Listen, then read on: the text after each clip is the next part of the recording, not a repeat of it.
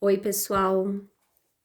Hoje nós vamos falar sobre as propriedades coligativas. Então, quando nós temos um solvente, por exemplo, a água, e nós adicionamos um soluto a esta água, nós vamos ter uma solução. As características e propriedades físicas do solvente são bem definidas, por exemplo, ponto de fusão, ebulição e pressão de vapor. Quando nós adicionamos o soluto e forma essa solução vai ter propriedades físicas diferentes, ou seja, vai mudar ponto de fusão, ponto de ebulição e a pressão de vapor.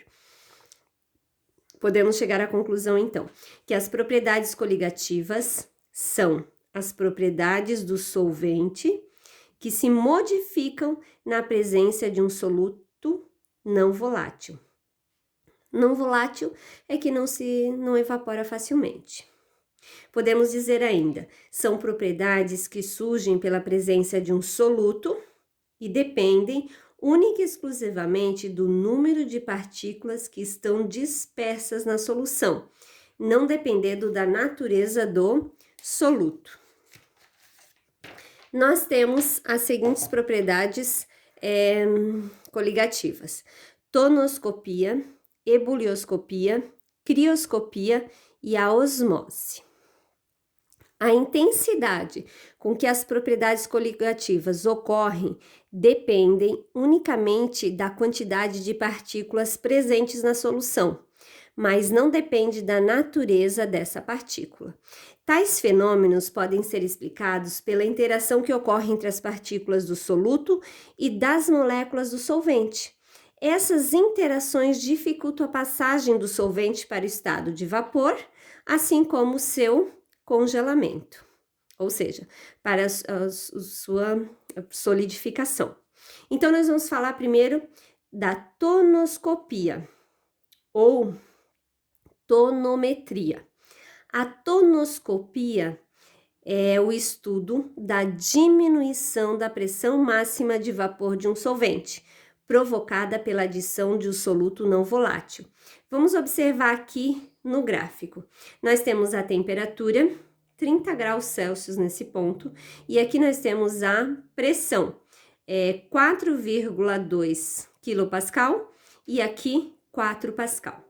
A água pura, que é o nosso solvente, a 30 graus, ela apresenta a pressão máxima de vapor 4,2. Nós vimos na outra aula que a pressão máxima de vapor é quando se iguala a velocidade de condensação e vaporização de uma substância, né?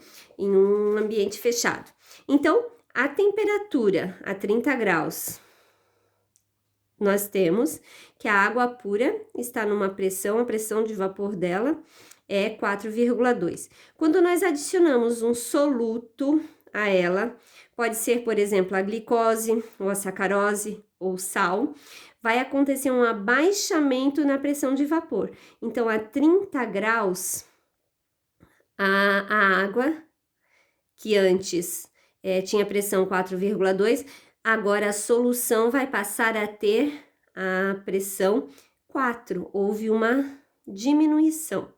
O abaixamento da pressão de vapor provocado pela presença do soluto depende da concentração das partículas de soluto e não da natureza do soluto. Então, se eu colocar glicose, sacarose ou sal, vai acontecer o abaixamento. O que vai depender é a concentração das partículas e não qual é o tipo de soluto, certo? Aqui nós temos a lei Raoult. A pressão de vapor de uma solução, ou melhor, do solvente na solução, de soluto não eletrolítico e não volátil, é igual ao produto da fração em mols do solvente pela pressão de vapor do solvente puro, numa dada temperatura.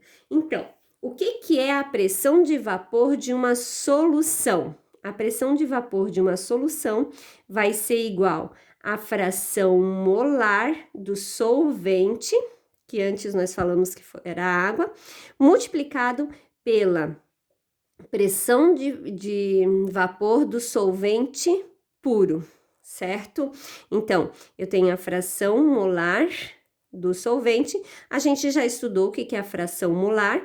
Olha só, a fração molar do solvente, a gente representa pela letra X e é igual ao número de mols do solvente dividido pelo número de mols do soluto mais o número de mols do solvente. Então, é o número de mols total da solução. Vamos fazer um exemplo para representar essa lei, então.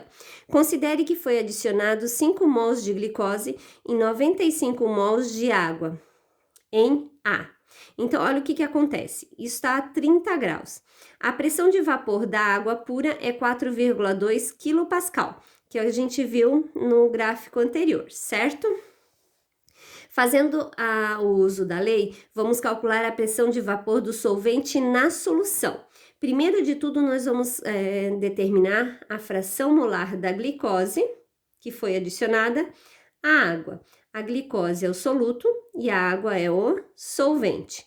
Como nós tínhamos 5 mols de glicose, então nós vamos pegar 5, dividido para o total de mols da solução, que é a quantidade de mols do soluto, mais a quantidade de mols do solvente. Soluto a glicose, solvente a água.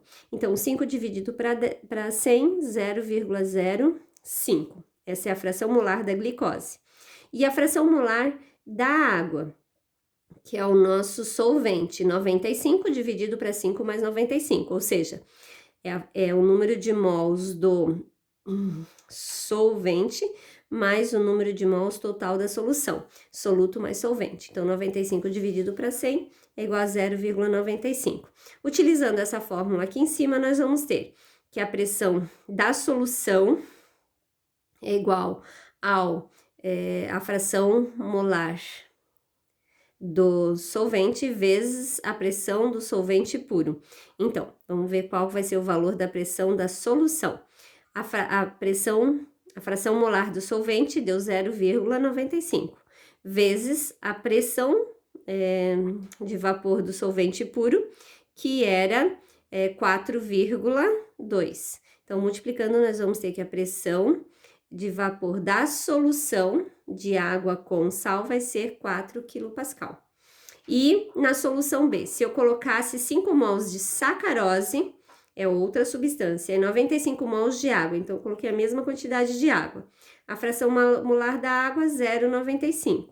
E a fração molar da sacarose também vai ser 0,5. Colocando na fórmula, aqui nós estamos falando a uma temperatura de 40 graus, a pressão de vapor da água pura é 7,4 kPa, e fazendo uso da lei, nós vamos ter que a pressão da solução vai ser igual à fração molar do solvente, que é 0,95, vezes a pressão do solvente puro, que é 7,4 que o problema nos deu, kPa.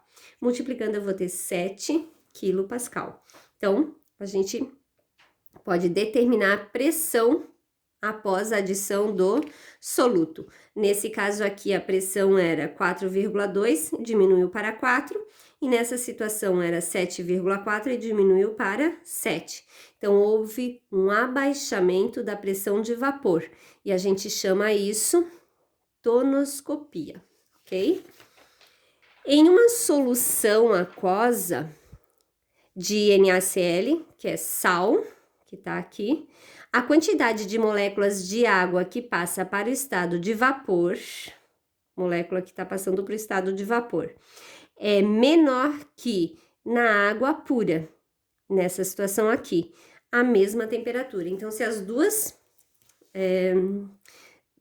soluções, a água pura e água com sal, começam a evaporar, a água pura, a ebulição nessa temperatura vai ser maior, vai evaporar mais moléculas de água do que quando está misturada com o sal. Então, aí nós temos a ebulioscopia ou eboliometria também, certo? Então, pode ser um exemplo Ebulioscopia é o estudo da elevação da temperatura de ebulição do solvente em uma solução. O aumento da temperatura de ebulição pode ser justificado pela diminuição da pressão máxima de vapor, que se deve à presença da partícula do soluto. Então, antes a gente viu que iria diminuir a pressão de vapor quando eu coloco o soluto, e em consequência a isso, também acontece uma variação na temperatura de ebulição. Para que a substância evolua, nós vamos precisar de uma temperatura mais alta quando eu coloco um soluto, certo? Por isso aqui evapora uma quantidade maior e aqui evapora uma quantidade menor. Para que ocorra a ebulição da solução, é necessário que ela seja aquecida até que a sua pressão de vapor se iguale à pressão atmosférica, para daí ela evaporar. Então, nós temos a ebulioscopia, que vai modificar, vai acontecer uma elevação na temperatura de ebulição, que é a passagem do estado líquido para o gasoso da substância. O que é a crioscopia? A crioscopia, ou criometria, é o estudo da diminuição da temperatura de congelamento de um solvente em uma solução. Então, quando é colocado um soluto num solvente, nós vamos ter uma diminuição na temperatura de congelamento. Se a água congelava a 0 graus, quando eu coloco sal, ela vai passar a congelar numa temperatura menor, então vai ficar uma temperatura negativa. A adição de um soluto a um solvente provoca um abaixamento da temperatura de congelamento e desse solvente, o que pode ser explicado pelo fato de as partículas do soluto dificultarem a cristalização do solvente. Então, a ebulioscopia e a crioscopia, a ebulioscopia, que acontece um aumento na temperatura de ebulição, e a crioscopia, que acontece uma diminuição na temperatura de congelamento, elas podem ser visualizadas aqui nesse gráfico. Então, nós vamos observar. Essa parte aqui é o diagrama de fase da água azul, que está da água, que está em azul, certo? É o diagrama de fase da água. Então, aqui nós temos sólido, líquido e gasoso. Agora, a temperatura de fusão da solução é igual a 1 negativo, 1,86 graus, e a sua temperatura de ebulição é 100,52 graus Celsius, ou seja, foi colocado aqui na água do mar 1 mol de ureia, certo? Então, o que aconteceu? É a temperatura normal do solvente, da água pura, era esta daqui. E com a ureia, olha o que aconteceu. Aqui seria onde acontece a mudança de fase do estado líquido para gasoso, a ebulição. Veio mais para cá. Então, se aqui era 100 graus, agora com o soluto passou a ser 100,52 graus. Então, aumentou. E a temperatura de congelamento, certo? A solidificação vai passar do estado aqui, água pura era 0 graus, passava de líquido para sólido, e com o soluto, que tá aqui em vermelho, vai ser menos 1,86 graus Celsius, certo? Então, quanto maior o número de partículas, número de mols do soluto na solução, maior a elevação da temperatura de ebulição do solvente e maior é o abaixamento da temperatura de congelamento do solvente. Então, não depende do qual soluto que eu estou colocando ali, depende da quantidade de partícula, o número de partículas, ok? Esse gráfico aqui mostra as duas propriedades coligativas, certo? Agora vamos falar um pouquinho da osmose e a pressão osmótica. A bexiga de porco, o papel celefone e as paredes de células de organismos são denominadas membranas semipermeáveis. que é uma membrana semipermeável? Ela recebe esse nome porque permite a passagem de moléculas de solvente, mas não de soluto. E esse fenômeno é determinado por osmose. Então, olha só, a osmose é a passagem de solvente para uma solução ou a passagem do solvente de uma solução diluída para outra mais concentrada, por meio de uma membrana semipermeável. Aqui nós temos um exemplo. Aqui eu tenho água e aqui tá dividindo esse recipiente, uma membrana semipermeável, e aqui nós temos água com glicose, certo?